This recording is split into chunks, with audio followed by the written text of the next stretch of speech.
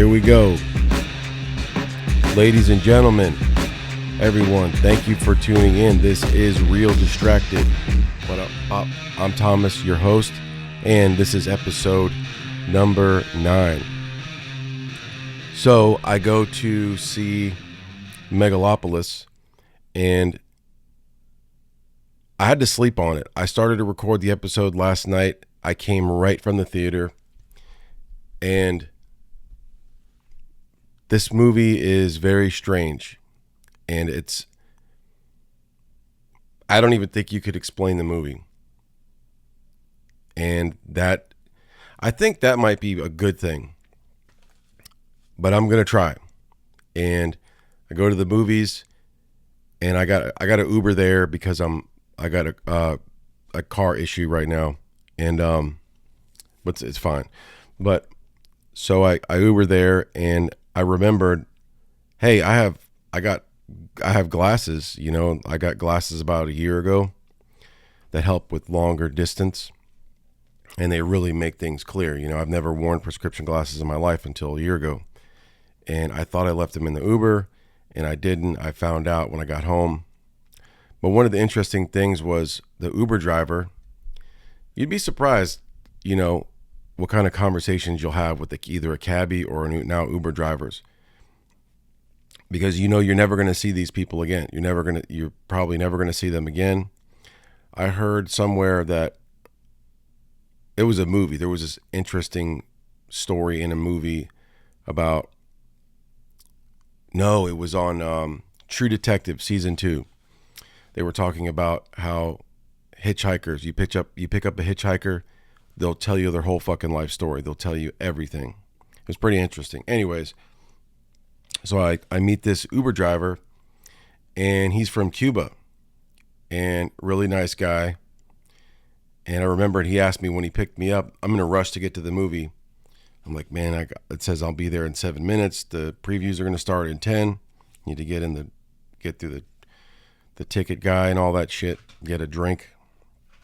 And the guy's from Cuba, so I start talking. Oh yeah, I get in the car, and he's like, hey, what kind of music do you like? In his accent, you know, broken English. And his English was actually better. He told me he had been here for 2 years, but I'm like, hey, I know people. I've been friends with people that have been here for more than 20 years, my friends and their parents, that their English is nowhere near as good as yours. And this guy was pretty interesting because he's like, what do you want to listen to? And I'm like, oh no, whatever you want to listen to. That's generally what happens when you get in somebody's car, especially that you don't know. What do you want to listen to? And you're just trying to be nice. You're trying to be polite, whatever. And lately I've been listening to Soundgarden. I don't know why. I just picked up Soundgarden. I'm making this playlist because we're getting ready to go to New Hampshire for the fall, which is my favorite thing. I can't wait. In another week, in less than a week, we're going. I can't wait. And I've been listening to Soundgarden, and I just said, hey, put on Soundgarden. And he did. And like one of the worst songs, I think there was like I don't even think it was Soundgarden, because it wasn't Chris Cornell. It was some other singer. So I don't know if Soundgarden picked up a singer. But anyways, the conversation I had with the guy was interesting. And he said, I said, oh yeah, from what I heard, you can go to Cuba now. When, you know, growing up in Florida, I always had friends that were from Cuba. Their families from Cuba, or they were Cuban, or the, you know, descendants. And you could, you know, you weren't allowed to go. They snuck out, most of them. And he said, yeah, but I don't want to go back. And, you know, you don't really want to touch that, because you don't ask why. That's very personal, for one. And I guess it's interesting. I bring it up because this movie deals with politics. And the movie is really odd. Let me read you the plot really quick. In short, I gotta go back to my notes. Oh man, I lost a lot of my notes. Okay. Megalopolis, New York City. known now as New Rome, is a futuristic metropolis teetering between two visions of the future. One, driven by technological utopia, and the other, rooted in preservation of the present, even if it means risking stagnation. Adam Driver's character, an architect with grandiose ambitions, stands atop the Chrysler building, and he stops time, envisioning a city rebuilt to reflect the glories of ancient Rome. As he pushes for his bold vision of rebuilding New Rome, he faces resistance from both political and social forces who fear the collapse of the current society in the pursuit of this utopia. The film grapples with the tension between holding on to the past and risking everything to build a new future. Shia LaBeouf's character, a wild and reckless figure, has a romantic connection with the daughter of New Rome's mayor, a socialite constantly caught in the tabloids. Their turbulent relationship serves as a parallel to the political unrest brewing in the city. As the architect pushes his plans for rebuilding the city's elite, including the New Rome Police Department, scramble to maintain control. The film asks deep questions about the cost of progress, the nature of revolution, and whether society can truly be rebuilt from the ashes. The story culminates in a dramatic showdown over whether New Rome will fall or rise into the new era, mirroring ancient Rome's own struggles with power, collapse, and rebirth. Let me start with let's play the trailer really quick. Let's open up with the trailer. Get this show going. Don't let the now destroy the forever.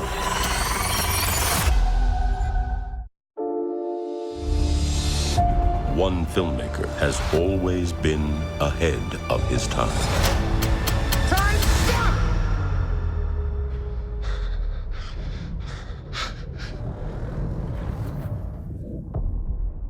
Go.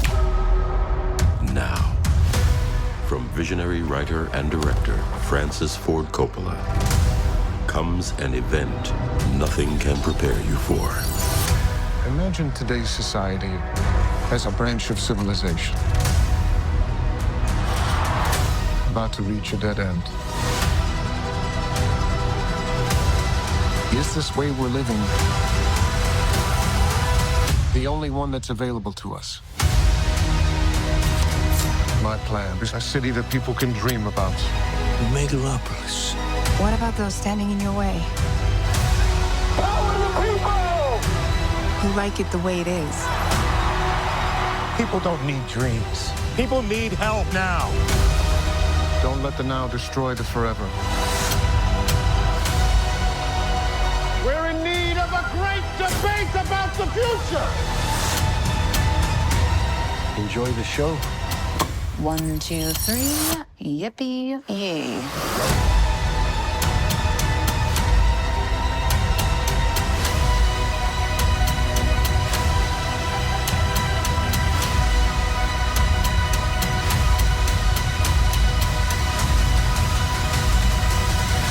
There's still so much to accomplish, but is there time?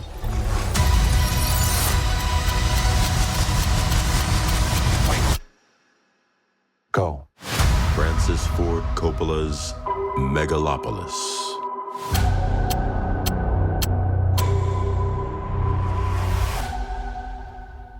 So, Megalopolis is written, directed, and produced by the great Francis Ford Coppola. Written by, like I already said that, he had a couple other producers, but it stars Adam Driver, Giancarlo Esposito, Nathalie Emmanuel, Aubrey Plaza, asterisk there because her performance, you're probably going to hear this if you hear anything else about the movie before you see it.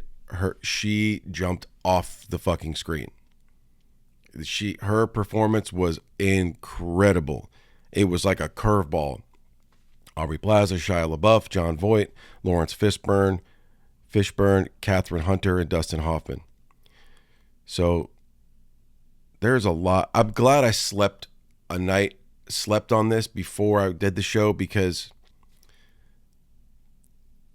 if I would have done this episode, if I would have recorded and started talking about the movie right after I saw it, I'm going to go, I don't really know what I just saw. and I'm trying to be optimistic about it. I can be a pessimistic person with some things, but I'm trying to give this a chance, especially it's somebody that I really respect and admire, Francis Ford Coppola, one of the greatest filmmakers of all time. So the movie opens up with Adam Driver being, he's outside, it's daytime, he's at the edge, he's on top of the Chrysler building. He walks out of this little door and he crawls out and he gets to the top of the Chrysler building, which is my favorite building, by the way. And he's able to stop time. He goes to fall over the edge. You don't know what's happening. He goes, time, stop, and he snaps his fingers. And one of the disappointments about this, and from now what I'm understanding about the movie is they don't tell you what the fuck. I'll be honest with you. They don't tell you. They never disclose why this one particular guy is able to control time. Is it because of him? Is it because he has some device? It's just never spoken about, which I don't know. It kind of leaves some mystery there, but there's too much mystery in this movie. There's just too much of it. And Coppola himself, which I'm going to show some interviews. I got some clips, and I've got 2 top 10 lists that I want to do. Coppola himself said that he's kind of comparing this to Apocalypse Now, as far as it was very divided. People either loved it or hated it, and the people that hated it later on said a lot of the critics said that it's one of the greatest movies ever made. So, but the guy has been working on this. I'm going to get into the top 10 list. Let's do the first one. First top 10 list is we're going to do this is the top 10 list of what I think was wrong, what was wrong with the movie, why I didn't like it. All right. So, here are some possible reasons why I didn't like it and why other people might not resonate with it as expected. Number 1, unclear or disjointed storytelling.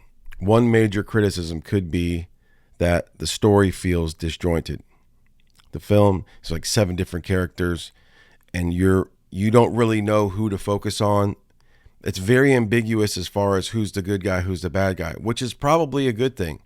But this movie is very original, so I'm going to tell you these things, but then I'm also going to contradict myself. The film introduces grand ideas about rebuilding civilization and having a utopian future, but its execution lacks cohesion.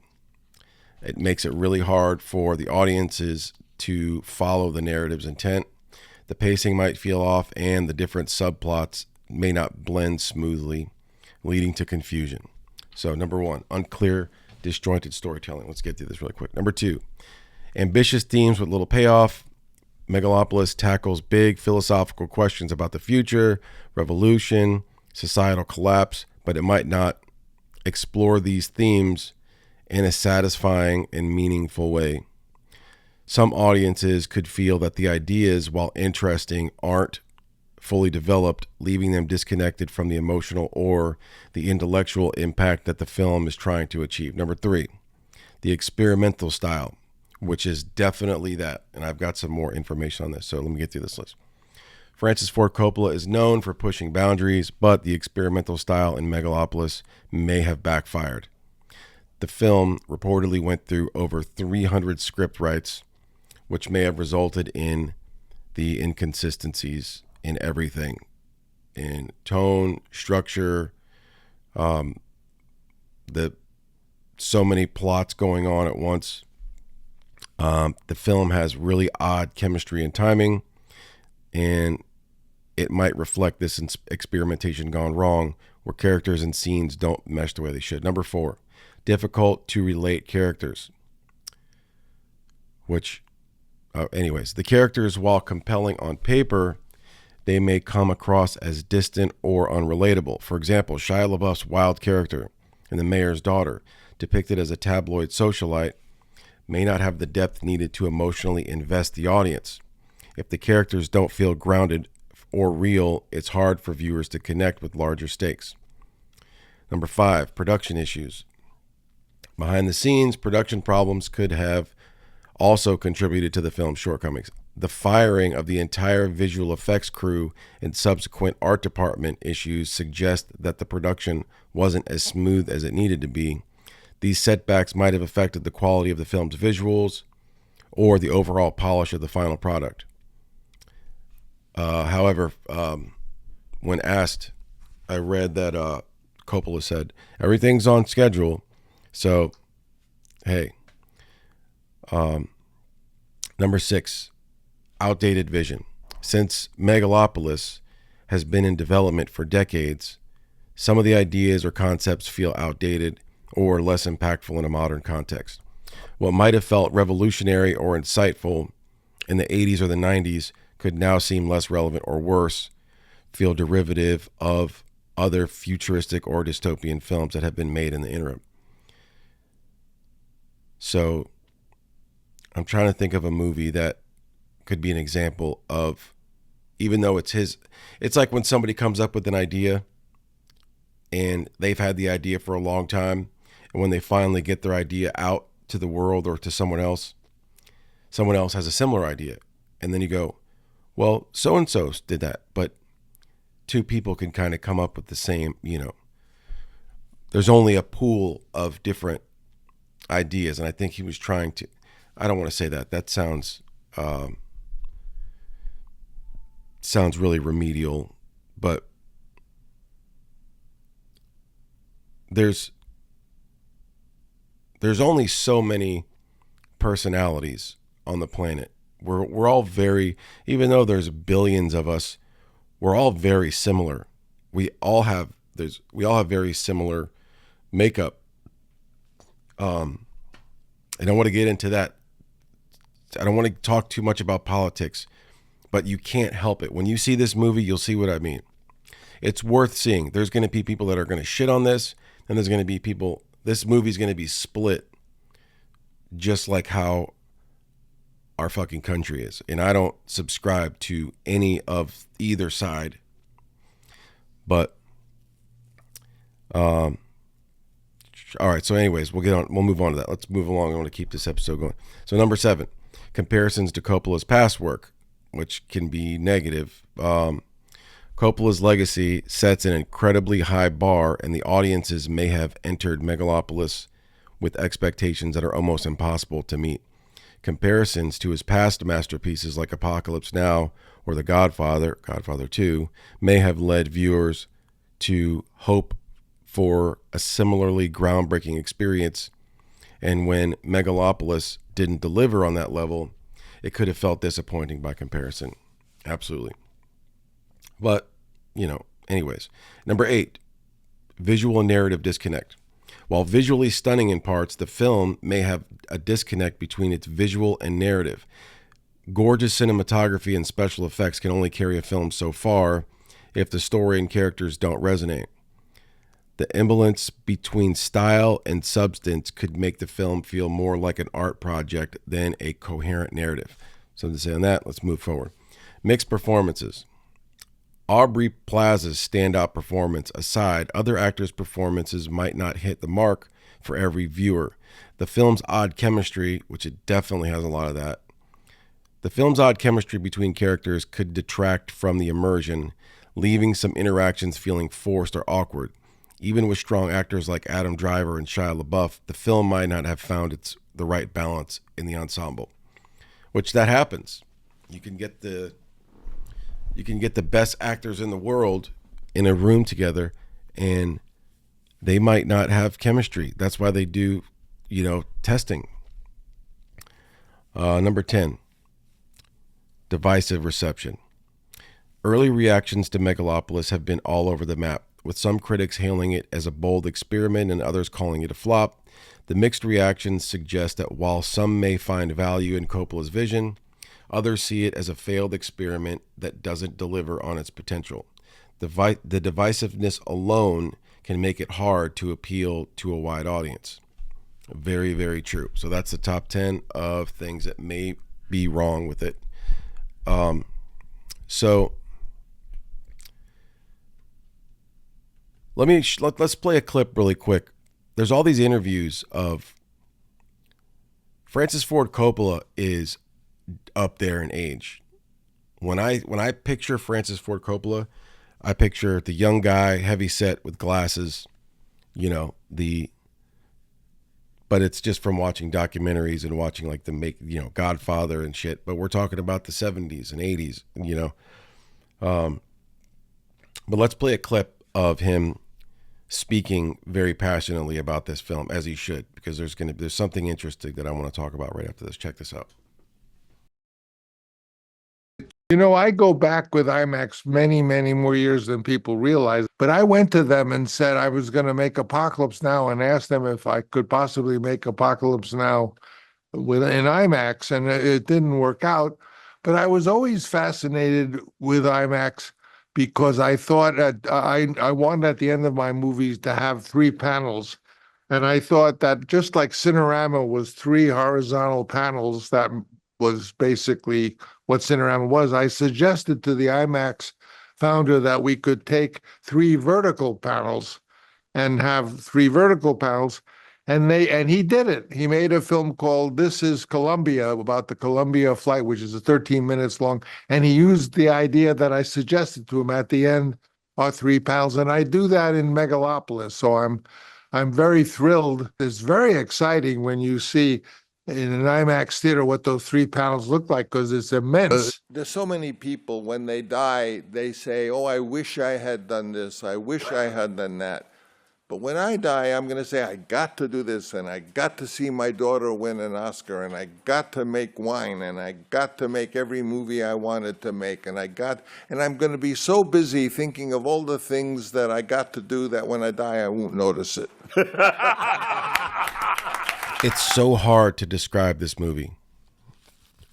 You get lost. This is going to be a movie that I'm going to want to see again, for sure. It's going to be worth seeing it again, because the one thing that I felt, the gut feeling that I got, which I think is what he wanted to pull out of people. Am I too close to the mic? Let me see if I pull. Let me make a little adjustment there. How am I now? How about now, baby? So the one thing that the emotion that got evoked was, for me, was, what if I had a choice? What if I could choose between 2 different things? And it's, what if you could choose between trying to go on with the society that we already have, that is working, it has its faults, but you want something better. But in order to have a utopia, you're going to have to roll the dice, and a lot of people are going to probably have to perish. And in this movie, it brings that up. And the guy Caesar, who's played by Adam Driver, the lead, he is, so, okay, let me try to explain this in a nutshell. So he is the leader or director of like this art department, and this is a world where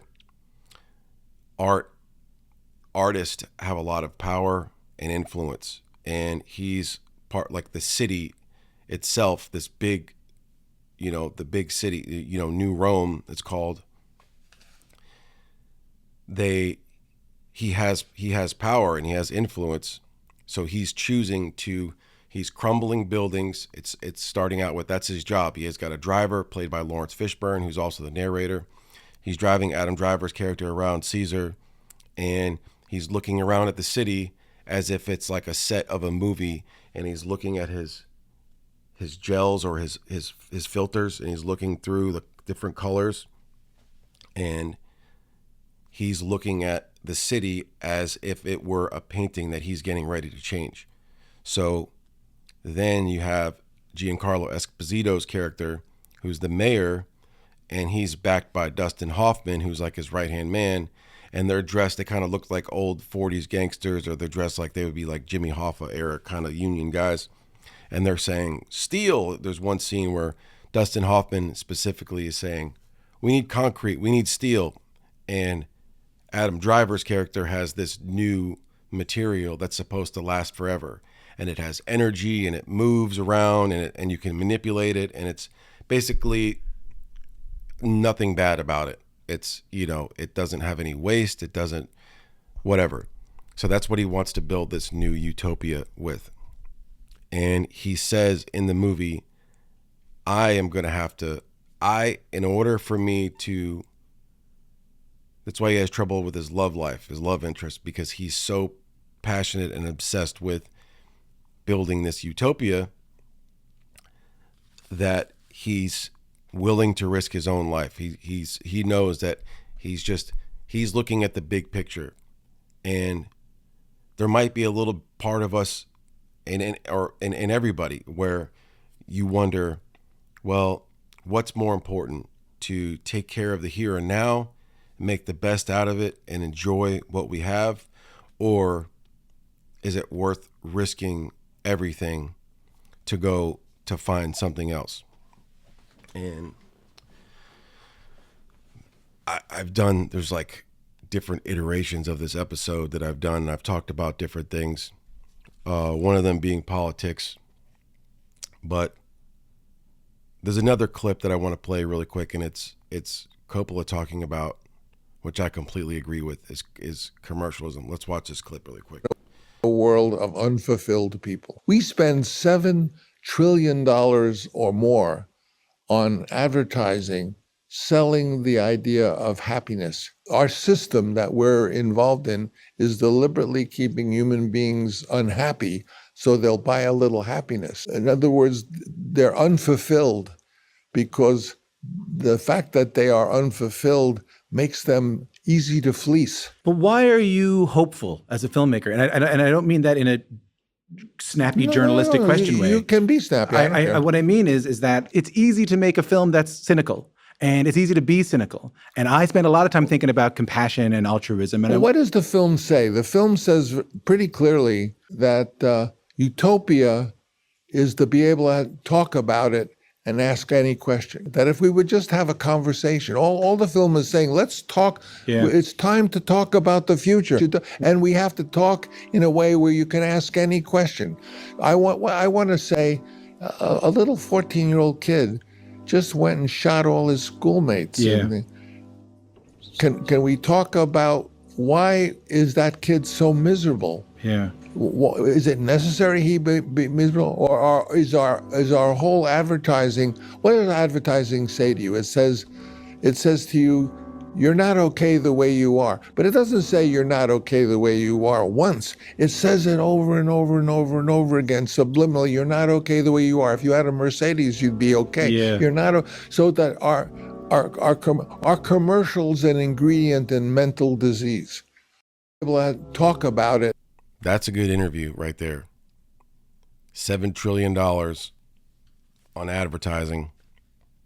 And most of the stuff is shit that we don't need. I was talking to one of my friends about how many items there are in the average household in America. And last I checked, I looked this up like a year ago. I don't know why. I just Googled just random shit, but I Googled how many items does the average American have in their home? And now it's 300,000. So the average American home, has 300,000 items in their home. And that could be everything from a couch to a Bic pen to a Swifter, a jar of pickles, whatever. But 300,000 things. And when you move, anybody that's had to move, especially to a smaller place or travel, like I did when I had to move from New Hampshire to here, I had to take my life that I had put together and I had to fit it into a car. I had to fit it into one car, into the back seat of a car, in the trunk. And I bought this big rooftop thing. I'll connect the dots here in a second. But moving, you wonder, excuse me, like, why did I buy all this shit? What the fuck did I need this for? What did I need this for? Why do I have this? Why have I been hanging on? Am I a hoarder? I asked myself that. If I was to turn into if I'm lucky to make it long enough to become senile, am I going to be a hoarder? Probably. Probably will. But, yeah, you wonder, like, how much money was this? What dollar? And you start counting, and then you stop counting because you go, holy shit, this is a lot of money. I could have gone to Hawaii. I could have taken off time. I could have invested into a business. I could have invested into the stock market, a number of things. I could have given this money away. I could have helped someone. I could have helped my situation. Who knows? Excuse me. But yeah, him talking about that, I completely agree and relate with. But yeah, so the movie, getting back to what I originally was saying, was the movie, it really, the takeaway that I got from it is that you're gonna ask, what's it worth? And I want to mention one more thing about that is I have a friend that it would always say as like something that they want, we need a revolution. We need a revolution. We need a revolution. And I'm a student of world history. Nothing in particular. I mean, there's certain parts of history that I like the most. There's stuff about American history that I like the most. But overall, world history, I'm definitely fascinated. Probably always have been. It was one of my favorite subjects, other than science. It was my other second favorite subject. And Rome fell, and it was the biggest, I don't know if you want to call it a nation. It was the biggest empire. That's what it was. It was an empire. It was the biggest empire that the world has ever seen up till now. They had the most land. They had control of the known fucking world. They conquered everything. And what I liked about Alexander of Macedonia, aka Alexander the Great, he was the son of King Philip, and King Philip was a conqueror, but he didn't think his son was going to. Anyways, so one of the things that I liked about Alexander was that he was big on education and philosophy. When he was young, his teachers were, I don't know if it was, no, it wasn't Socrates. Anyways, he had world famous philosophers teaching him, and education was important. But anyways, but they lived like it. What if we could do that again? What if that could happen? Where you go, okay, there's going to be, let's say, okay, what do we want to take out of society? We want to take out, okay, violence. Okay, we're going to take the violence out. We're going to remove that somehow. Whatever we have to do, we're going to take violence out of people or out of society. There's going to be no hunger. Everyone's going to be full. Nobody's going to have to starve. And in this movie, he wants everyone to have a garden, which I think is amazing. I love plants. I love gardens. There's going to be no sickness. There's going to be, no poverty. And what would that take? So when a friend says we need a revolution to move in whatever direction, and that's okay because you have good intentions. You want to go in the right direction. Let's say you want to remove something in society that is bad for society. Let's say drugs, a little, because everybody can agree on that. You want to remove well, not everybody, but you want to remove drugs out of society. How would you do that? What would you do? And then when you did, what are people going to do to get them? That experiment was they tried that experiment in the late 20s or the 1930s with the Prohibition, and they made alcohol illegal. How they got that passed, I don't know. But who was really behind that was the people that were going to make all the money, the fucking gangsters. The U.S. government, I'm going all over the place. The U.S. government created organized crime by leaving a vacuum, by leaving something missing. They left money on the table, and that's where organized crime came from. Al Capone actually wasn't the first. There was, the Irish Americans running liquor. They were making money, politics. But anyways, if you remove something out of society, it's like you can't change. This is the thought-provoking stuff that this movie makes you think about. And it's like you can't change us as a species. It's just my opinion.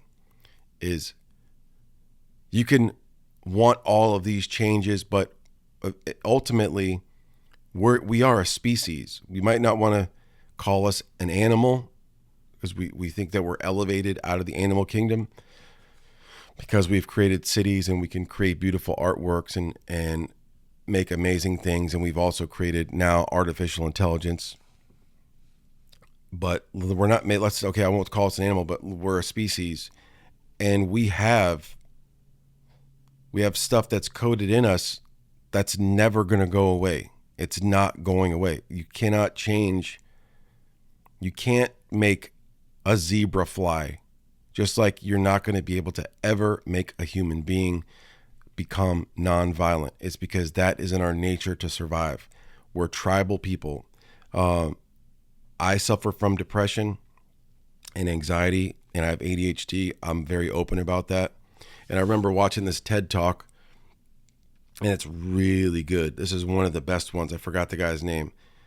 But I remember watching this TED Talk, and it was about a guy who had depression, and he was a scientist. I don't know if he was a doctor, but I think he has a master's degree. Maybe he was a doctor. And he was on Paxil for like 12 years, and it just stopped working. He bottomed out. He had depression as a young man.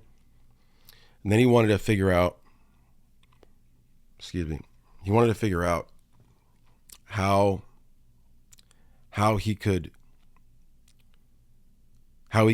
wanted to figure out where this is coming from. So he traveled the world, and he found himself in different parts of the world, South America, and then also Africa, where there's it's a nation of tribes, or a continent of tribes. I apologize. There's many nations, but there's a continent of tribal people. And what he discovered was his whole, in short, there's like a 30-minute TED Talk, but he said that we're tribal people and we need our tribes. The more alone we are, the more that we disconnect from other people, the worse we get. We start having issues such as depression and anxiety because we are disconnecting from what gives us strength and what keeps us in order and in line. Maybe that's the wrong term, but what keeps us mentally healthy and active is that's why when somebody's getting older, you don't want to leave them alone because you want to keep them thinking. When somebody is going through something very hard, a tragedy or being bullied or somebody passed away or a breakup, heartbreak, something tragic, an illness or whatever, they need to be around other people. It's always that way. It's because naturally we're tribal.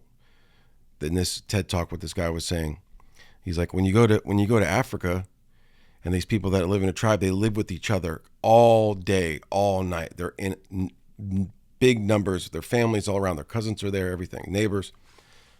And you ask them, what do you guys do about depression?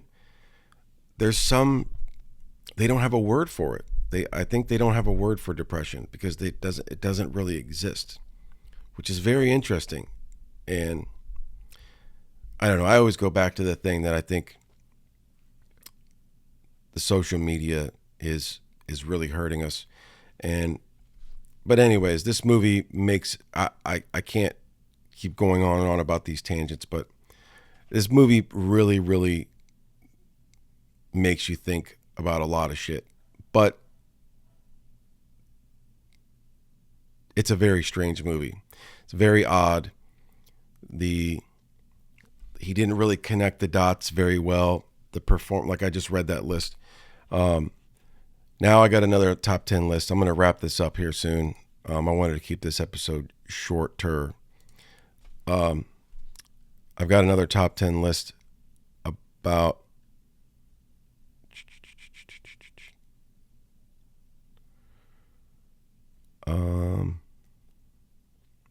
all right, so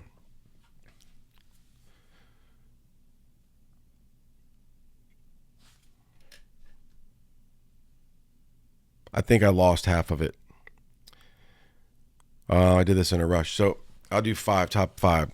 Number 5, I'll find them. Let me just read them all. Number 10, the development journey. The idea for Megalopolis began in 1977. This is very fascinating. This guy's been working on this shit for over 40 years. With Coppola starting to write the screenplay in 1983, within 2 months he had 400 pages of notes, script pieces. This long development process shows how much passion he poured into the film. Number 9, premise and themes. Coppola envisioned Megalopolis as a New York City with echoes of ancient Rome, specifically Catalan Rome. The script was reportedly rewritten 300 times, reflecting complexities of its political, societal, and human themes. And at Catalan Rome, he talks about where I guess he accomplished what he wanted to, whether the people like it or they don't. He wanted, especially in a time like this where we're so fucking divided, that if this is the last I want to talk about this before I move on. So we're so divided that it's hurting us, man. It's just, it's not okay to, I think what we're doing, we're trying to oversimplify. We're such complex creatures. We're complex, we're people, we're human. We have emotions, we have feelings. Our opinions of things might change, our ideas might change. One day we might really, really want to learn how to build motorcycles, and then the next we might change our mind and we might want to become a scientist or whatever. But we're really complex, and with what's going on with politics right now and what's going on with our society, it's not just right now, and it's not just from one person either. I think there's a lot of things that are coming to a head, and we're just pushing. We're on this path with social media and being so disconnected. We're getting our groceries delivered. We're not having to see people. We're getting everything that we own from one or two places. We're not really interacting as much as we used to. And damn, I forgot where I was going with this shit. But oh yeah, just being so separated. And I really appreciate what he did with this movie, because it's going to make, for me personally, it's going to make me want to have more conversations, because that's what the great philosophers did.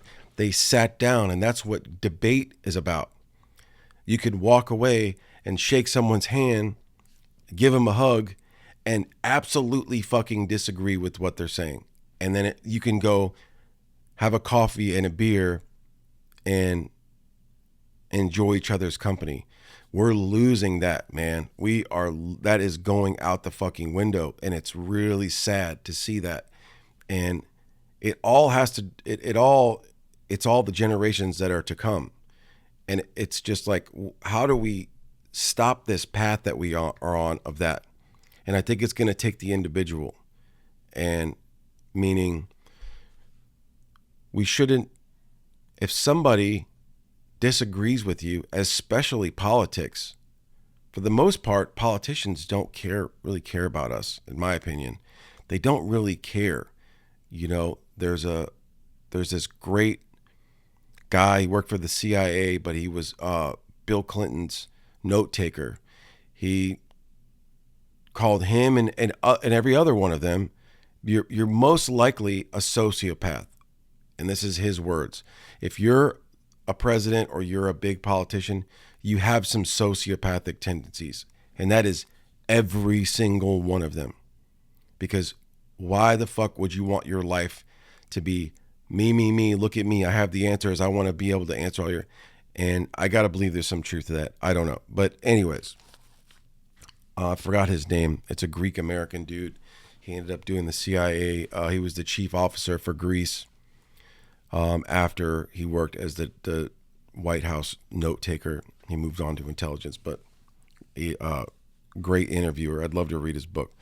But anyways, yeah, I think just we should be able to have debate, disagree, not get angry, not take it personally. How do we remove that? And I think this movie helps with that.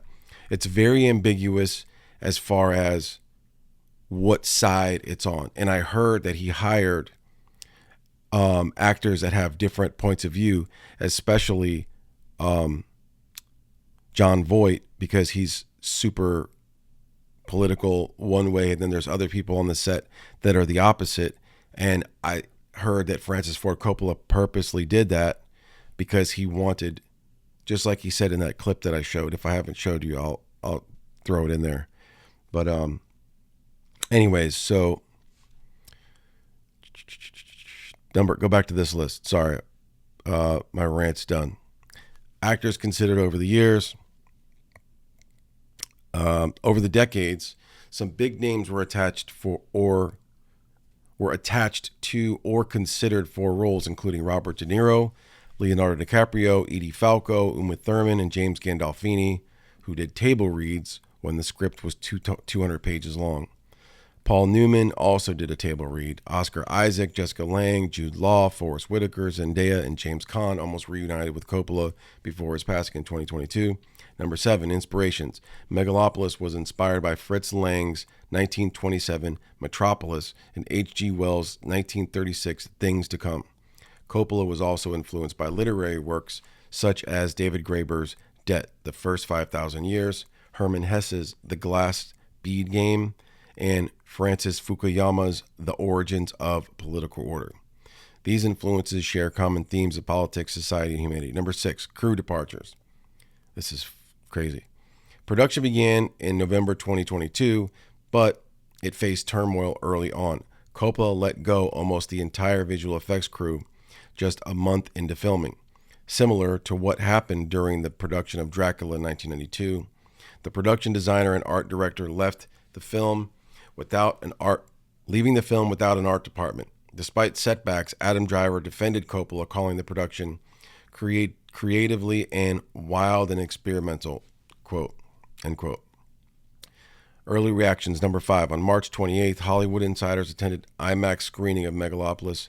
Reactions were mixed. One studio exec reported said, "It's so not good," predicting the film would lose money.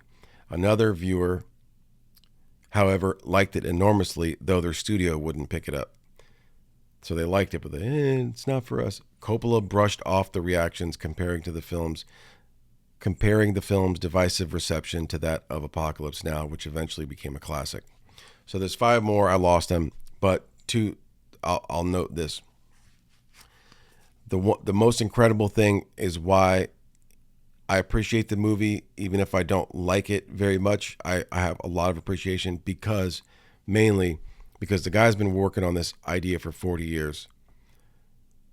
And he came up with his own money. This is huge. Francis Ford Coppola came up with $120 million of his own money out of his own pocket. And he had to sell a large share, a large percentage of his shares in his family winery, the vineyard and the wine company that they have, Coppola Wines. And he had to cash out to pay for this movie because nobody would pick it up. And even after the film was made, from what I'm learning about movies, is even though the production was $120 million, it's going to cost about another $100 to market the movie, to get it in theaters, to do commercials, et cetera, et cetera. And nobody was picking up I forgot what company did. Lionsgate. So when he showed this movie in IMAX in the format that he wanted to do, they were talking about, it was Apple TV and Amazon that wanted to do a deal streaming, and he's right. Francis Ford Coppola and Martin Scorsese are both in the same, that streaming a movie is like home video, and it's just more about money. The experience of going to the theater and seeing a movie is completely different. And me doing this podcast has got me into the movies. I'm going to end with this. I've talked so much about crazy shit and gone all over the place, but so at the theater yesterday, I got to go. I left the movie, and then I'm like, I start looking at the movie times. I'm like, what else is playing right now while I'm here? Maybe I could pop in on the end of something. I've done that with the last couple movies I've seen. I've popped in on Deadpool and watched the end or the middle third or something like that, just to pop in the theater. And I get this. I'm part of the AMC Stubs reward, which I would suggest anybody do, because it's really worth it. You get like $6 movie on Tuesdays, and you get points and et cetera, et cetera. So I'm so excited to see the Joker sequel with Harley Quinn, Lady Gaga playing Harley Quinn. And I get this notification right before I'm about to leave the theater that says, we're doing a showing tomorrow there's a few seats left. There was only 3 chairs left to do the Joker like a week early. And they're going to give a gift. I think they're giving like a poster or something like that. So I'm going to get to go to the first showing in Tampa of the Joker 2. And I'm going tonight, actually, in a couple hours. So that'll be the next episode. I'm probably going to, the full episode won't be out until next week, but I'm going to, pre-edit it because I'm going on my trip. But so next time I talk to you guys, after the next one, but next time I talk to you guys, it'll be about another new movie and that I'm getting getting to see early on. But I think I've said enough. But thank you guys very much for listening to me talk about this movie. I would suggest go see it. It's very, very different. If anything, it's very different, and it's very original, and it's going to stand alone, and it may stand through the test of time, and it might help encourage other filmmakers that are scared to leave the safety net of what is coming out now. I'm not saying it's all bad, but like I said last week, I was just trying to go to the movies and find a movie that was not a sequel, a prequel, or a redub, a remake of anything. And I go see Speak No Evil. And on that episode, I kept saying See No Evil. But I went and saw Speak No Evil. And like I said last week, come to find out, it's a Danish remake from 2 years prior. So, but this was definitely original. And if you're into, movies that evoke thought, and I don't know, check it out. It's a great movie. And we'll see you next time. Thank you guys. Peace.